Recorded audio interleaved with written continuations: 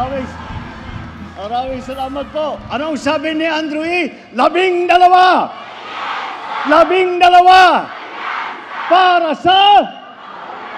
Para sa magandang hapon po sa inyong lahat. Good afternoon po, Bicol.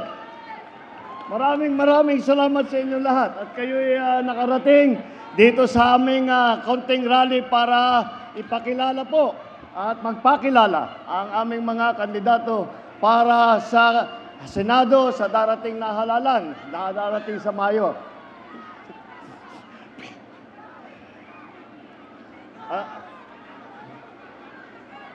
Alam niyo po, kapag ako'y sumasama po sa kanilang mga lakad, ay sinasabi, kampanya mo naman kami. Alam niyo po, napakadali para sa akin upang iharap sa inyo ang ating mga kandidato para sa Senado. Bakit po? Dahil po, tignan naman ninyo ang naka-line up ng alyansa para sa Senado, kung iisa-isahin po natin, bawat isa, narinig niyo po silang magsalita. Narinig niyo po sila na kung ano ang kanilang nagawa. Narinig niyo po kung ano ang kanilang mga pinaplano kapag sila ay naluklok sa mataas na office ng Senate. Ayan po kaya naman. At isa-isa, sasabihin natin, madali sabihin, dekalidad po itong ating mga kandidato. Pag pinagsama mo, halos ito na yung dream team. Kung tatawagin para sa politika, ito na yung dream team para sa Senado. Kaya po ay nais namin muli na iharap sa inyo ang ating mga kandidato ng alyansa. Kung pupunahin po ninyo, ang kadalasan, kapag may kampanya, lahat po ng mga kandidato, isa lang ang suot na kulay. Kung titignan nyo po kami, ay iba-iba po ang aming suot.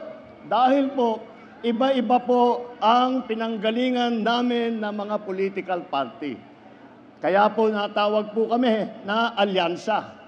Dahil po, kahit na lahat po tayo ay may sariling pananaw sa mga sitwasyon sa ating minamahal na Pilipinas. Lahat sa atin ay may sariling pananaw kung ano ang mga solusyon para sa Pilipinas. Ngunit, tayong lahat, bawat Pilipinong nagmamahal sa kanyang kapwa Pilipino, pare-parehong iniisip, kailangan nating tulungan at pagandahin ang buhay ng bawat Pilipino. Kailangan natin pagandahin ang Pilipinas. Kaya naman po, nagkaroon po tayo ng alyansa na nanggaling po sa iba't ibang mga political party. Dahil sa kanilang pag-iisip, sa kanilang hangarin, ay makabuti, makatulong, at kahit na sino ang tutulong na magpakapit-bisig po sa amin, ay sinasama po namin para isama po natin sa pagtulong sa pagpapaganda ng buhay ninyo, para sa pagbibigay ng trabaho, para sa pagpapaganda ng inyong pag-alaga sa inyong kalusugan. Pinag-exercise pa kayo ni Senator Pia. Tignan nyo, hanggang sa rally pa lang, meron na siyang nagawa na health para sa inyong lahat. Ito po ang ating, kaya po madali pong masabi na kami po ay ang tunay na alyansa na nagsama upang pagandahin, upang tumulong, upang magserbisyo sa taong bayan. Tingnan po natin kung ano yung ating mga kandidato. 8 po sa kanila ay nanggaling na po sa Senado. Nandiyan po si Senator Cayetano, Senator Lacson, Senator Lapid, Senator Marcos, Senator Pacquiao, Senator Revilla, Senator Tolentino, at Senator Soto. Ngunit si Senator Soto rin, ay lahat po sila ay matagal nang naging legislator at marami na silang nagawang pagpapatuloy, magsusulat ng magagandang batas. Bukod pa ron, si Senator Soto ay naging Senate President pa. Ay masasabi ko, dahil sarili kong karanasan, Dahil po nung senador ako, siya po yung Senate President namin. At alam na alam ko kung paano siya magpatakbo. Kahit po nagtatalo kaming mga senador. Alam niyo naman kami, mahilig kami magdebate. Si Senate President namin talagang nahahanapan niya ng paraan na mag-agree po lahat. Kaya po pag sila ay nabalik na sa Senado, alam na po nila ang gagawin nila. Alam na po nila ang trabaho. Alam na po nila ang mga problema na kailangan bigyan ng solusyon.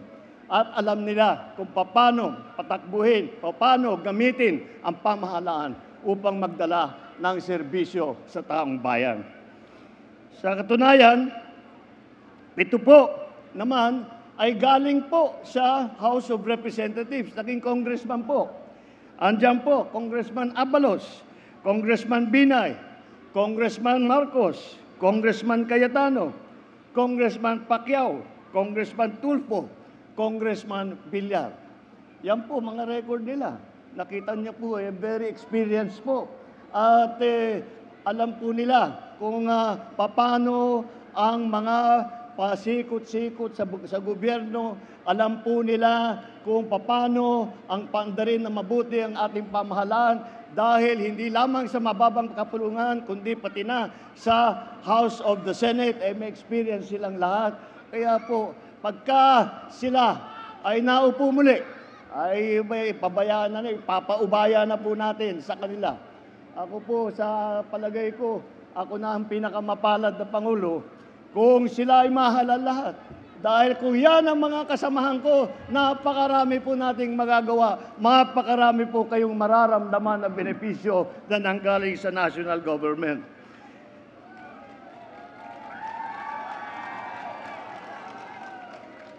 Apat naman ang nagsilbi, kung hindi sa kabinete, ay sa tinatawag na cabinet rank. Bale, secretary sila.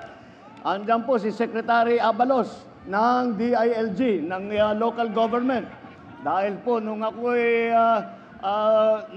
umupo at iniisip ko, sino ba ang maganda siguro, nakakaunawa sa mga issue ng local government, may balita ako na meron daw magaling na mayor dati sa Mandaluyong na maraming natanggap na premyo. Kaya sinabi ko, ayan, marunong yan, nakakaintindi. Kaya DILG Secretary noon, si Secretary Ben-Hur Abalos.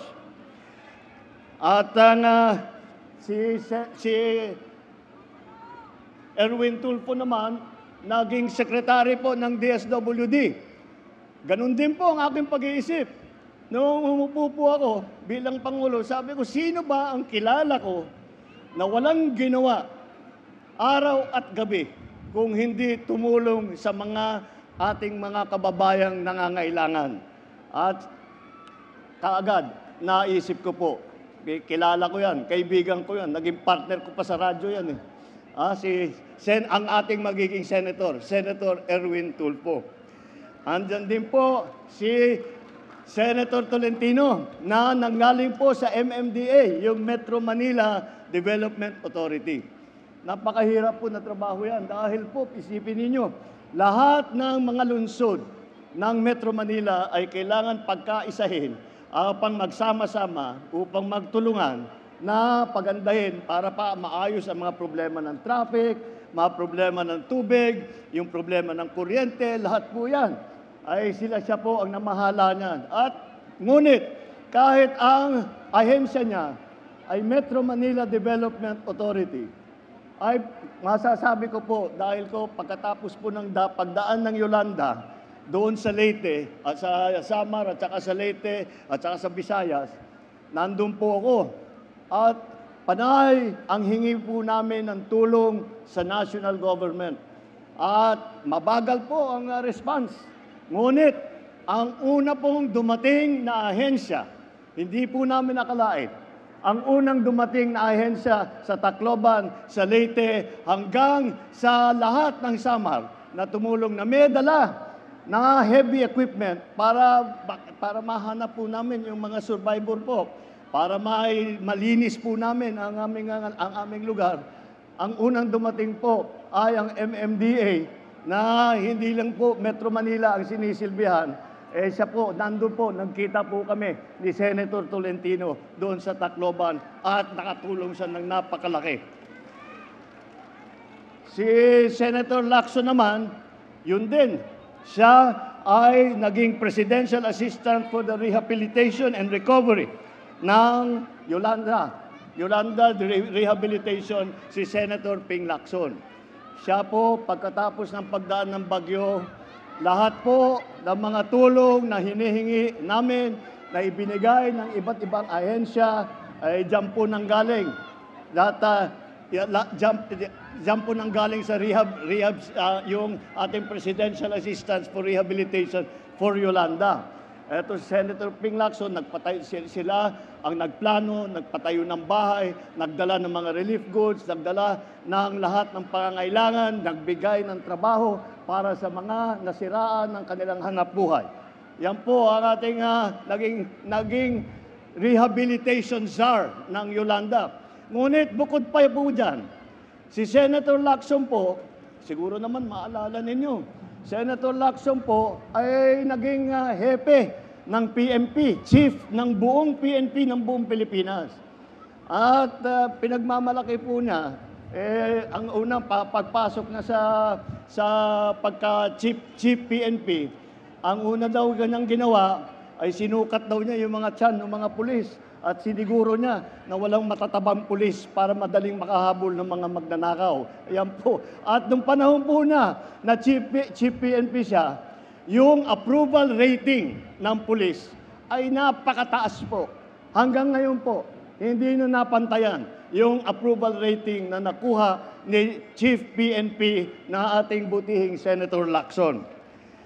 Alam po nila ang trabaho from every level, mula po sa House of Representatives, mula po sa lokal, mula po hanggang po sa Senado. Alam nila ang gobyerno ay kung paano patakbuhin at nakikita po natin sa naging performance po nila sa nakaraan. Kitang-kita naman po natin, sila ay nandyan upang tumulong. Hindi sila tumatakbo sa Senado upang manggulo. Nandyan po sila at nakikita mo po sa record nila na wala silang iginawa sa buong buhay nilang lahat kung hindi tumulong po sa taong. Tatlo naman po sa kanila, nabanggit ko, local government. Tatlo po sa kanila ay naging gobernador ng mga iba't ibang probinsya. Ang nauna po yung ate ko, si Governor Amy, naging gobernador po dun sa amin, sa Ilocos Norte. At marami pong yumaman po mga Ilocano nung dumating po si Gov Amy. At gumanda ang Ilocos Norte. At nakita po natin ang effect ng magaling na gobernador. Isa pang magaling na gobernador, Governor Lito Lapid ng Pampanga. Aba, maraming fans si paring Lito .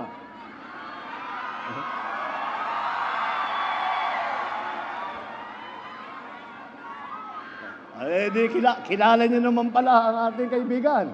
At alam niyo naman kung matagal, siyempre kinikilala natin siyang artista. Pero action star. Hanggang ngayon, action star pa rin.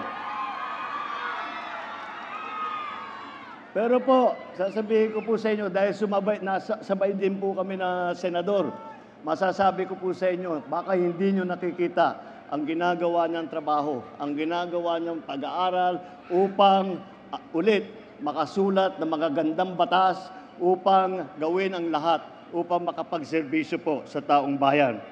At ang isa pa, naku, siguro kilala niyo ito, ang governor ng probinsya ng Cavite, Governor Bong Revilla.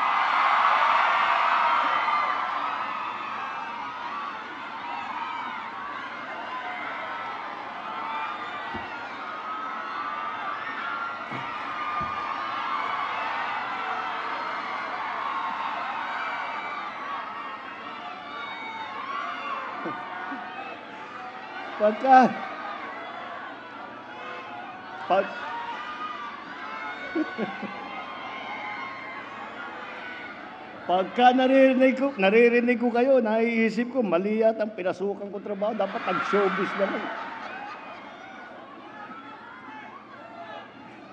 Pero isa pa yon, kilala niyo siya dahil nakikita siya sa television, sa sine, action star din. Hindi niyo po masasabi, pero hindi niyo po alam ng gobernasyon. Kung titignan niyo po, kung kayo po ay nakakadayo, nakakabisita sa Cavite, at nakita ninyo ang Cavite noon, at tignan po ninyo ang Cavite ngayon, makikita niyo napakarami ang ginanda ng probinsya ng Cavite dahil po sa trabaho na ginawa ng Governor Bong Revilla. O dito lang po tayo sa local government. 3 naman sa ating kandidato ay naging mayor ng iba't ibang lungsod. 3 po. Mayor Abalos ng Mandaluyong City. Siya po ay siguro sa lahat ng mga, siya isa sa mga mayor ng lungsod, city mayor, na nakatanggap ng napakaraming premyo, napakaraming pagkikilala dahil sa kanyang mga ginawa, dahil sa dami ng kanyang natulungan, at bukod pa ron, sa kanyang mga bagong patakbo, bagong sistema na ginaya po namin ng ibang local government. Ganyan po, yan po ang dating mayor, Mayor Abalos ng Mandaluyong. Andyan din po ang naging mayor ng, alam niyo po ito, alam niyo po, City of Tagaytay. Sinong naging mayor dito sa kasama natin?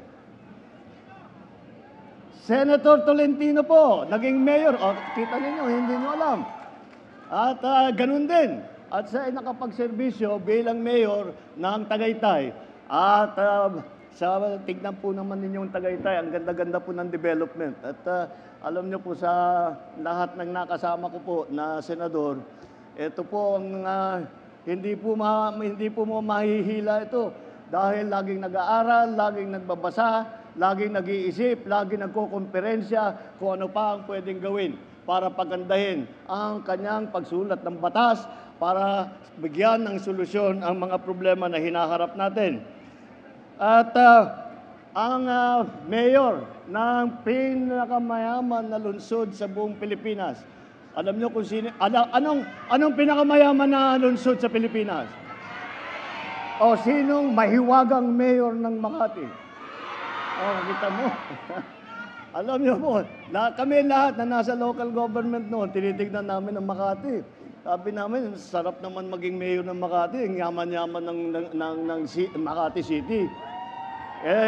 Ngunit, hindi po, ginamit po niya yung yaman na yun para ulit tulungan ng tao. Ang dami po sa Makati, halos lahat na ng serbisyo, lahat ng benepisyo, libre na eh. Kaya lahat kami, gusto ko namin lumipat sa Makati, pero hinaantay pa lang namin yung 100 years old namin na binibigyan kami ng cake. Pero yan po ang patakbo nila. Yan po ang patakbo sa Makati. Lahat po ng serbisyo na ninanais ng tao, galing po sa lungsod, ay halos lahat po ay libre na. Dahil tama po, hindi winaldas ang yaman ng lungsod, ginamit para tulungan ang taong bayan.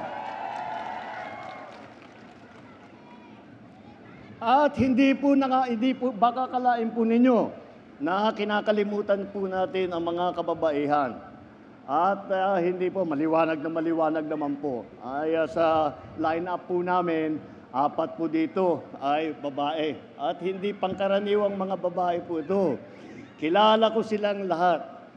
Wala nang kasing tapang, wala nang kasing sipag, wala nang mas malaking malasakit, mas malaking puso kaysa sa 4 nitong mga ating kandidato para sa Senado. Kaya aasahan po ninyo, kapag nandyan sila sa Senado, ang 4 na kandidato natin ay sila'y titiyakin nila na malakas ang boses ng kababaihan, na ipagtatanggol ang karapatan ng ating mga kababaihan. Yan po ang ating mga lady senators. At baka akalain po ninyo na ang ating mga senador ay tiga Maynila lahat. Hindi naman po siguro tama yun dahil maraming iba't ibang lugar na kinakailangan na naunawaan ng mga senador kung anong mga pangyayari doon, ano ang lagay doon, kung maganda ba ang sitwasyon, kung may kailangan ayusin. Kaya marami pong sa ating mga kandidato kung saan po galing sa Pilipinas. Unahin na po natin ang ating champion, si Senator Manny Pacquiao ng Bukidnon, Sarangani, Jensan. Alam nyo, kilala nyo naman si Sen Manny.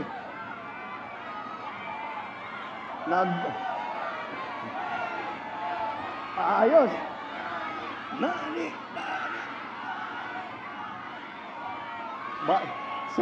Sen Manny, baka hindi mo alam, nung nagbo-boxing ka, nanonood kami sa television, ganyan pa rin ang sigaw namin. Manny, Manny, Manny.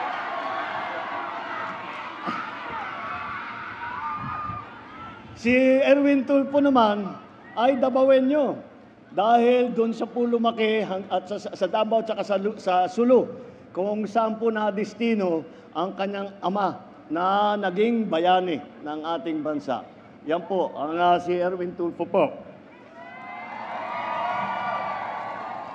At palagay ko na hindi nyo na naabutan ito, ngunit hindi nyo siguro alam ito. Ang unang Senator Soto ay galing po sa Cebu. Kaya po, ang ninuno ng ating SP, Senator Tito Soto, ay galing naman Bisaya man, galing sa Cebu. At alam nyo naman kaming dalawa ni Sen Aimee, kilala nyo po ang aming ina, si Imelda. Si Imelda ay waray-waray man. Kaya yan po, talagang makita ninyo, kung saan-saan po. At sila nakaikot na kung saan sila pinalaki, kung paano nila nauunawaan ang sitwasyon sa bawat lokal. At eto siguradong hindi ninyo alam. Ang nakita pinakabata po natin na kandidato rito, pinakabata pero isa pa sa pinakamasipag ito, mabait at mabuting tao ito, si Camille Villar. Ang ninuno po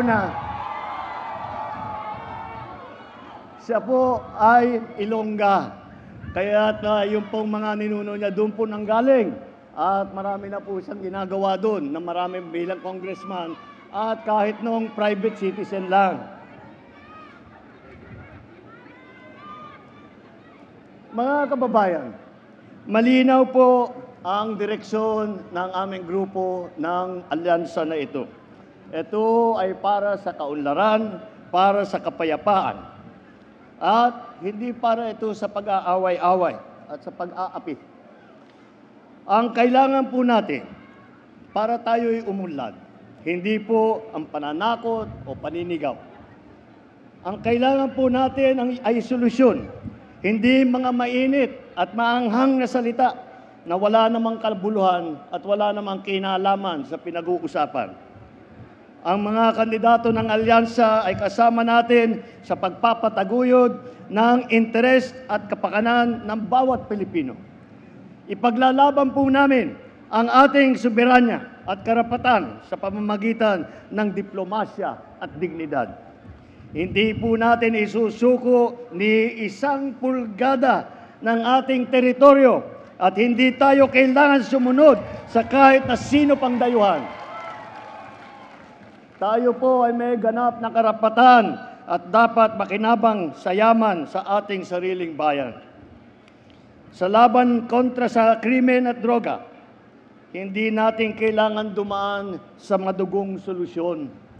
Wala kaming paniniwala na ang solusyon sa krimen at sa droga ay ang pumatay ng libo-libong Pilipino. Mga tamang paraan para tiyakin ang kapayapaan at kaayusan ayon ay sa pamamagitan ng mga buong pusong suporta sa ating mga kapulisan at sa ating mga local government. Pagdating naman po sa ekonomiya, sa trabaho, hindi po natin kailangan umasa sa mga iligal na operasyon, kagaya po ng Pogo na naging pugad ng krimen at karahasan. Ang solusyon po ay tunay na trabaho, kabuhayan, suporta sa maliliit na mga gawa, sa maliliit na mga ating mga magsasaka at mangingisda. Magkaisa po tayo, kagaya po ng aming pagkakaisa. Magkaisa po tayo at tayo'y magsama-sama muli. At tayo'y magsama-sama upang maabot natin ang ating pangarap, ang ating pinapanaginip ng magandang bagong Pilipinas. Yan po ang hangarin ng alyansa. Yan po ang hangarin ng aming pagsasama. Kaya po kami nagsama upang palaguin, pagandahin ang serbisyo ng gobyerno. Kaya po, pagdating po sa Mayo at kayo ay pupunta na at boboto, huwag na kayong magdalawang isip. Tignan nyo po yung alyansa, 12-0 po, i-shade nyo na kagad. Para sa alyansa, mabuhay ang alyansa para sa bagong Pilipinas. Mabuhay ang Bicol! Maraming salamat po sa inyong lahat.